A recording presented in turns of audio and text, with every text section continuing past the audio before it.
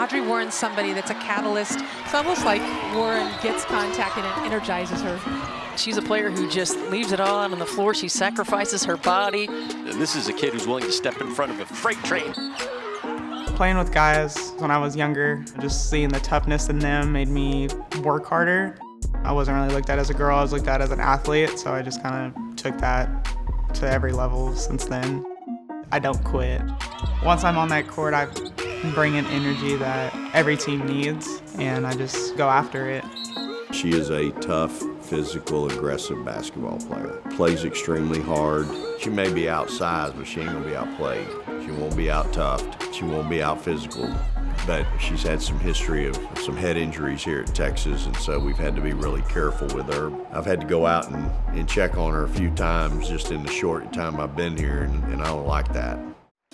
It's Audrey Warren down right now on the baseline. Oh, Audrey Warren is down on the floor. Vic Schaefer extremely upset. Audrey Warren goes down hard, and she is still down on the floor. This is scary. This is a player who has been in the concussion protocol numerous times throughout her career. She's had a very public history of concussion. She plays very, very aggressively. So the thought that we could change her style of play is probably not very realistic. Since her freshman year, Warren has missed 21 games due to concussion protocol. This season, they're trying a new method of protection, a newly FDA-approved medical device called the Q-collar. The collar focuses on preventing concussions by using jugular vein compression.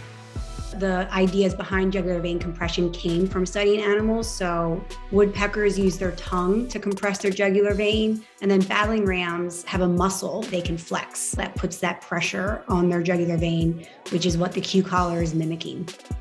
The concept then was to try to prevent brain movement. That's how any brain injury occurs. The brain is freely able to move inside the skull. It's suspended, it's sort of floating inside your skull.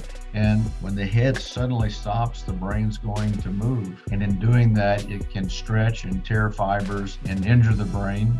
And so that's the idea behind partially obstructing return of blood from the brain to the heart. Just putting a little bit of a kink in the hose of the jugular vein through a collar is enough to place a teaspoon or two in the brain, and that seems to be sort of like a bubble wrap, or it limits the brain's ability to move. Think about the Q-collar like a seatbelt for your brain. You know, you put your seatbelt on and it keeps you from moving in the car if there's an accident. And it's not 100%, but it helps you a lot of the times.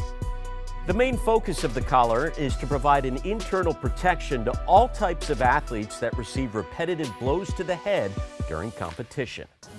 If you can mitigate brain movement, there's upwards to an 80% reduction in the signature of those injuries.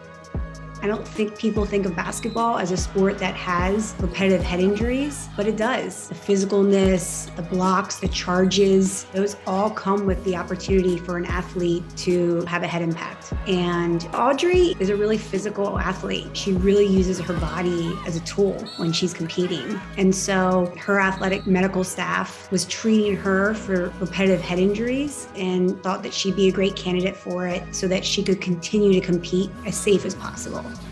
For Audrey, she's had great success, and if we were trying to draw a correlation to her success in the Q-collar, it would be that she continues to participate without having any concussions. We have a lot of confidence that it can make a difference for her.